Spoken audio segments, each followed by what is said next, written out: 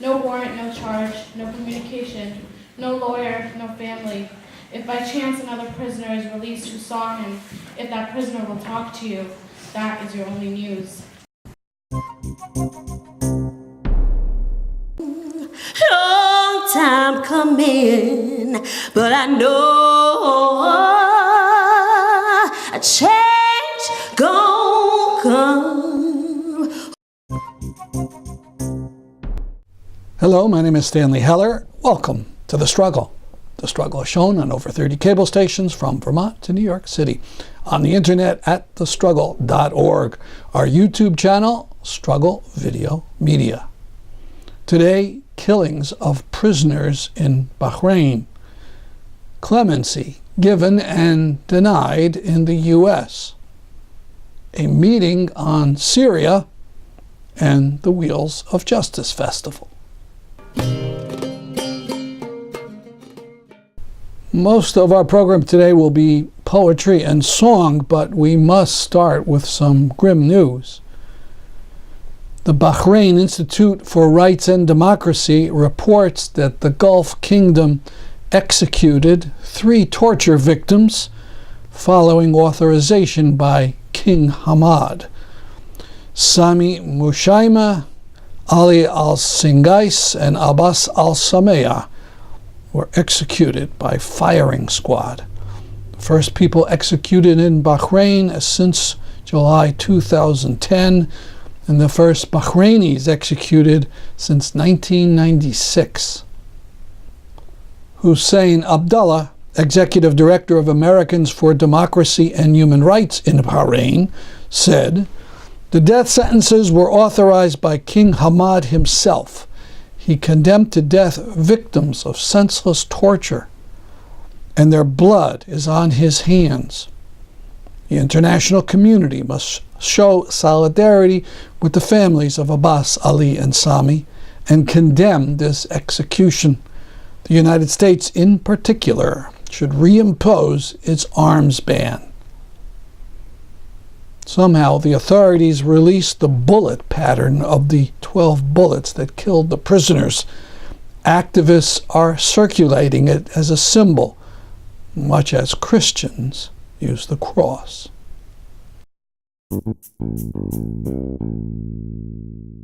The Obama administration, whose Justice Department sought and received the grotesque 35-year sentence for Chelsea Manning, has decided to release her this May after 7 years of imprisonment.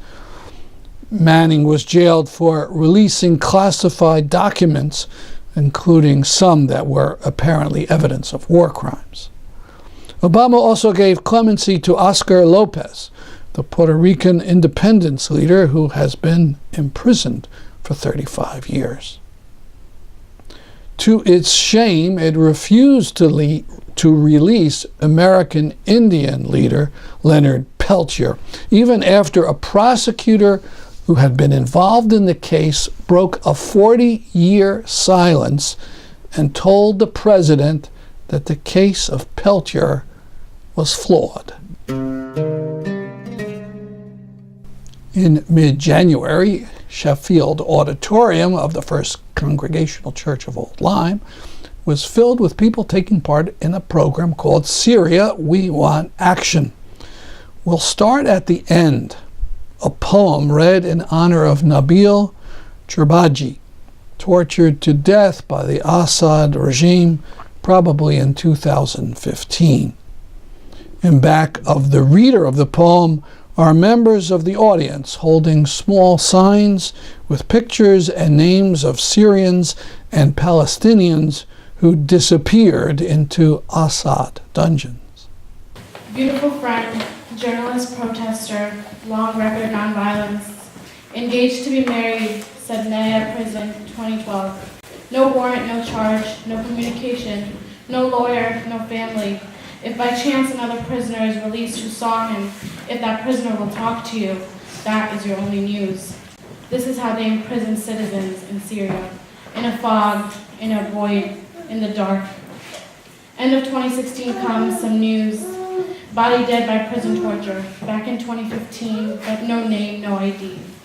keep mourners unsure. No immediacy, no proximity, no notification of family. Authorities will not confirm, not then, not now. Was it he? Could be. No means maybe, yes means no. Authorities play games, shell games with bodies. This is how the regime kills prisoners in Syria, in a fog, in the void, in the dark. Not even death allowed dignity, not even mourning allowed clarity, not even a period to put at the possible end of a beautiful life, of a beautiful friend.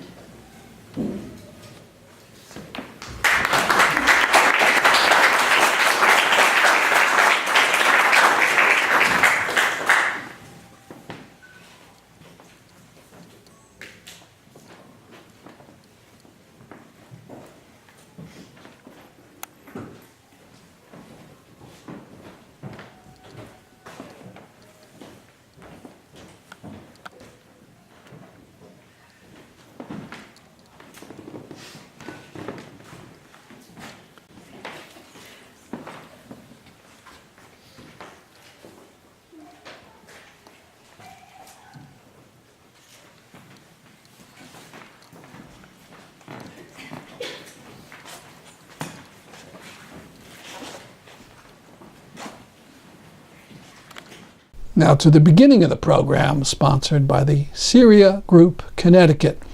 Gufran Al-Abadi introduces singer Dylan Connor. Assalamu alaikum. Peace be upon you all. My name is Gufran Al-Abadi.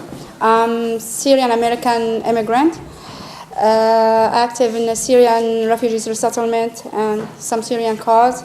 I appreciate every one of you taking the coming here and being with us, and I hope that will be a great beneficial event for you. We will start our event today with our beautiful singer Dylan Connor, and Dylan Connor is an American singer, song writer also. He devoted his time to raise awareness about the crisis in Syria. He played in many and dozens of rallies and fundraisers throughout the US and Canada.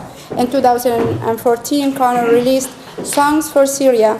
Connor has visited the border of Syria, Rihania, and it was with Karam Foundation. Connor, he has a song, The Men of Peace, is featured in the film Little Gandhi, about a peaceful Syrian activist, his name Riyas Matar. His latest song is for Syria called A Blind Eye, was released in December 16 and already has over 100,000 views. Please help me to welcome Dylan.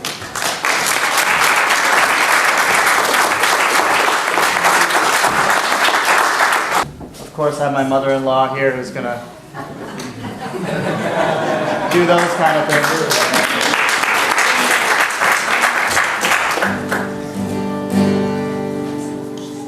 Yes, so I am just an American guy who was lucky enough to meet and marry a beautiful Syrian woman.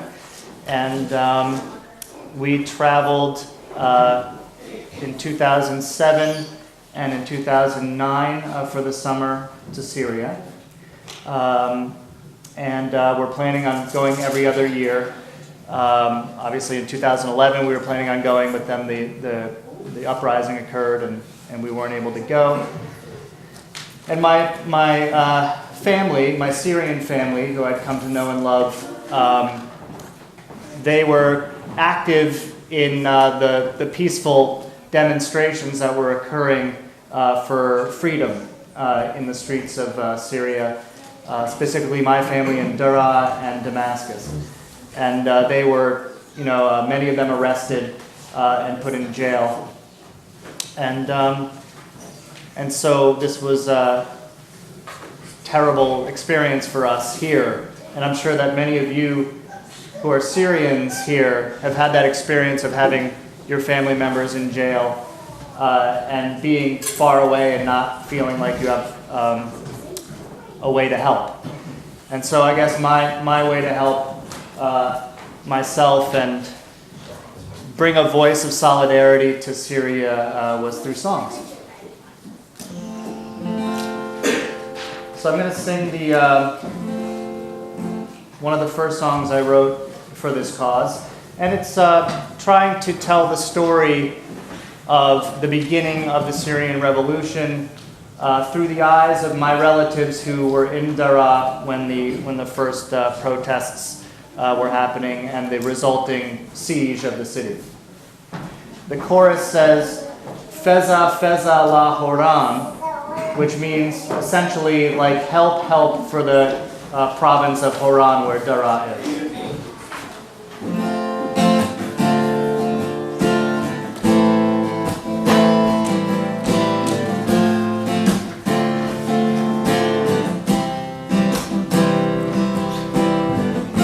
They said it couldn't happen in this land. Then the air whispered our demands. A group of schoolboys painted on a wall. They said we want the regime to fall. And then the secret police took them, threw them in a cell, pulled out their fingernails, put them through hell. Their parents pleaded with the mayor. He said, forget about your children, have some new ones if you dare.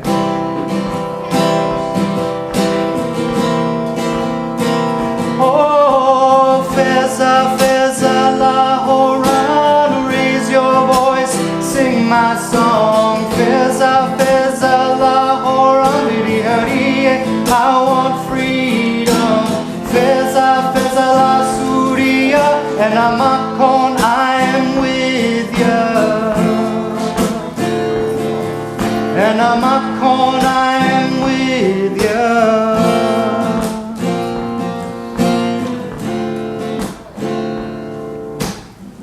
In the early spring we took a stand. We tore down the wall of fear, hand by hand. We marched in peace, but they shot to kill. For every martyr, there are 10,000 standing still. Oh, but then the tanks rolled through the streets. Soldiers went door to door. They made us kiss their feet. They cut the power and the phones went dead. I stepped out on the terrace and a bullet grazed my head. Oh, Feza, Feza la Horan, raise your voice, sing my song. Feza, Feza la Horan, baby, I want freedom. Feza, Feza la Syria, and Amakon, I am with ya. And Amakon, I am with ya.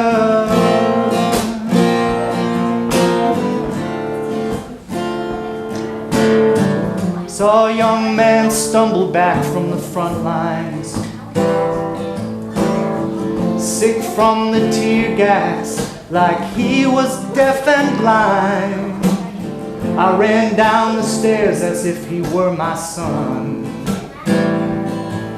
but the sniper's bullet flew faster than I could run.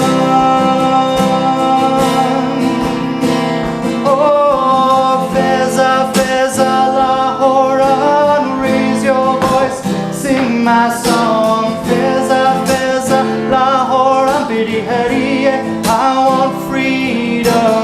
Feza, Feza la Syria, and Amakon, I am with ya. And Amakon, I am with ya. Feza, Feza la Horan. Feza, Feza la Damash. Feza, Feza la Halab. Feza, Feza la Syria, and Amakon, I am with ya.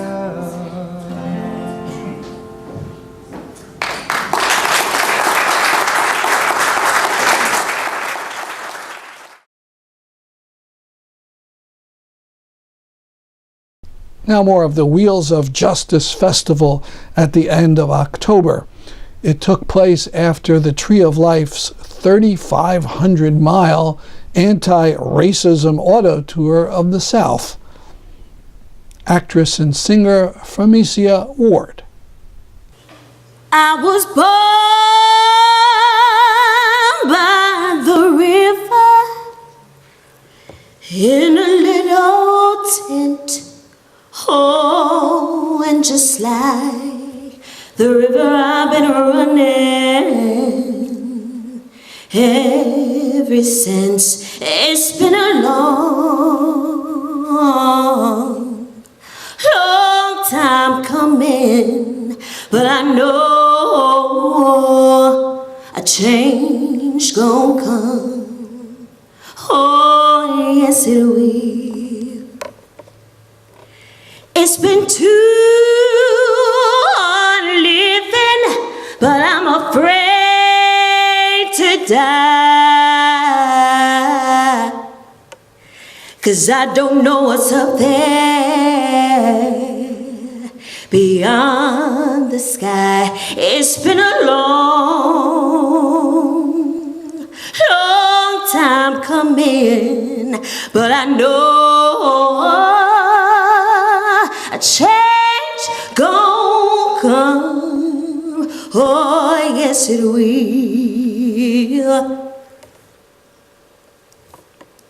Then I go to my brother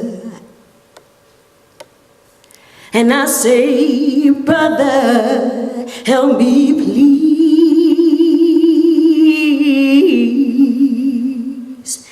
But it winds up knocking me back down on my knees. No, there've been times that I thought I couldn't last for long, but sometimes I think I'm able to carry on. It's been a long time coming, but I know a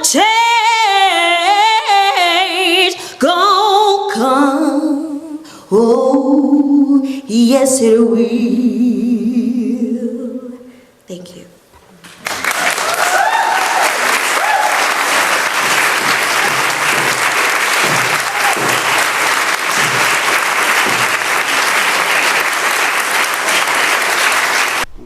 Now, poet Marilyn Nelson, who is a past poet laureate of Connecticut, reflects on racism in Palestine. This is a letter from Gaza to Black America. Dear African American brothers and sisters, I am not black, but like you, I am not white. I do not have the history of slavery you carry like a weight on your back from the day you are born. My ancestors weren't shipped in chains from Africa to the Americas through the Atlantic to work under slave owners. But in 1948, Zionist militias did drive them out of their homes to refugee camps in an infamous event called the Nakba, obliterating many of our villages and towns. My parents didn't have to protest in the streets to end segregation and institutional discrimination by their own government to win the right to enjoy their most basic civil rights. A remarkable series of events that I teach to my own students here in Gaza. However, they have been labeled stateless by the international community, driving them to protest through boycotts, demonstrations, and even hunger strikes introducing the word intifada, shake off, into our political dictionary. Police officers from my own government neither pull me over for driving while black, nor stop and frisk me. They do not shoot at me, kill me while unarmed, and get away with it. However, I was born under the boot of an oppressor that has controlled almost every minute of my life, the Israeli occupation forces. They took our land from us, claimed it as their own, and now they tell us to get over it, just like you are expected to get over slavery. Israel did not stop there. They've blockaded the tiny strip of land where I live, Gaza, controlling who goes in and out and keeping it to a bare trickle. And the West Bank, they sliced it into small pieces with their military checkpoints, carved it up like Swiss cheese with their illegal settlements. When we fight back, they beat us to a pulp and then have the audacity to point the finger at us, calling us barbaric. I've read that 1 in 3 black males born in America today can expect to spend some time in prison during their lifetimes. In Palestine, it's nearly the same. 40% of Palestinian men can expect to serve time in an Israeli prison. How dare you resist? How dare you revolt? We're asked. We scream, here, look, this is the injustice we are talking about. But although the United Nations talks about the need for Israel to stop the settlements and its mistreatment of Palestinians, no one moves a muscle. The moment we go into action, the moment we fight back, whether it be by responding to weapons with weapons or by calling for boycotts and sanctions, the world starts screaming at us. The American outrage over U.S. football quarterback Colin Kaepernick's refusal to stand during the national anthem as a peaceful protest against his country's systematic racism is a case in point. It reminds me of Israeli outrage against the boycott, divestment, and sanctions movement, in which activists around the world, from colleges, churches, and political organizations, are non-violently resisting Israeli practices, trying to force it to comply with international law and common principles of humanity. Yet, despite its commitment to nonviolence, Israelis and their allies are denouncing the movement, seeking to discredit it. When I see this outrage against BDS, that is the boycott, divestment, and sanctions movement, and Kaepernick, a question arises in my consciousness. If they do not want us to protest non-violently, if they do not want our fight to be based on international law and basic human rights, then what do they want us to do? If they denounce violence, then condemn our non-violent protest, how do they want us to resist? The only answer I could find is this. Our oppressors do not really condemn our methods of resistance, but our resistance as a whole. if they criticize nonviolent methods as well as violent ones, but then what they deplore isn't the methods, but the message itself. They hate the fact that the oppressed are forming a collective consciousness, that we are organizing in opposition. Their anger means we are being effective. We must all keep agitating for our rights, knowing that it will be a long haul, but we can win in the end. I do not have to be black to understand the words of Martin Luther King Jr. when he said, "Injustice anywhere is a threat to justice everywhere."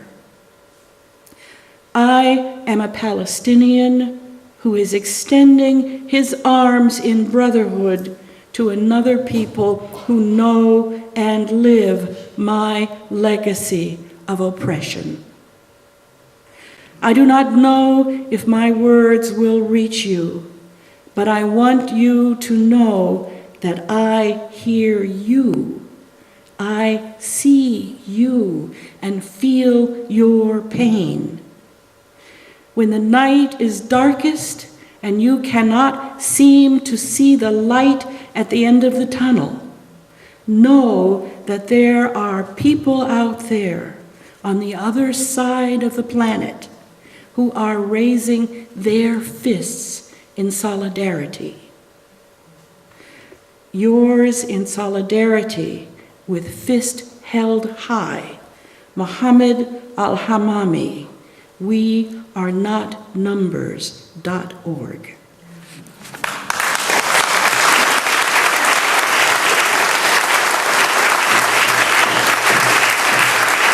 That's our program for today. See you next week at this time. This has been Stanley Heller for The Struggle.